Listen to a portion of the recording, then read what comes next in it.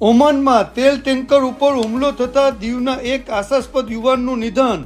Middle ઈસ્ટમાં ચાલી રહેલા યુદ્ધમાં ઓમાનમાં સોમવારે માર્શલ દ્વીપોના ધ્વજ દ્વારા તેલ ટેન્કર ઉપર બોમ્બથી સજ્જ ડ્રોન દ્વારા હુમલો કરાયો, જેમાં જહાજ ઉપર ભારતીય નાવિકનું મૃત્યુ થયું, જે દીવનો યુવાન છે અને તેનું નામ દીક્ષિત રમણીક સોલંકી, ઉંમર વર્ષ 30 છે. ઓમાનની ન્યૂઝ એજન્સી અનુસાર આ હુમલો મસ્કતના તટથી દૂર થયો હતો. હુમલાના લીધે જહાજમાં આગ લાગી અને એન્જિન રૂમમાં વિસ્ફોટ થયો.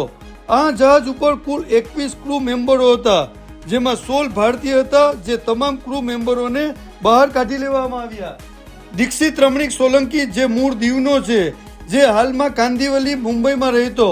5 માસ પહેલા દીક્ષિતની માતાનું અવસાન થતા દીક્ષિતે માતૃછાયા ગુમાવી અને આ દીક્ષિત જ ડ્રોન હુમલામાં ભોગ બનતા દીક્ષિતના પિતા રમણીક ગોકર સોલંકી ઉપર આપ ફાટી પડ્યું. અધૂરામાં પૂરું, રમણીકભાઈ ગોકરની પુત્રી હાલ દુબઈમાં જોબ કરે છે અને ટૂંક સમયમાં ભારત આવી શકે તેમ નથી. દીક્ષિતના પિતા રમણીકભાઈ ગોકર સોલંકી પણ શિપમાં જ નોકરી કરતા અને હાલમાં જ નિવૃત્ત થયા છે. આ દુઃખદ ઘટનાના સમાચાર દીવમાં ફેલાતા લોકોમાં શોકની લાગણી ફેલાઈ છે.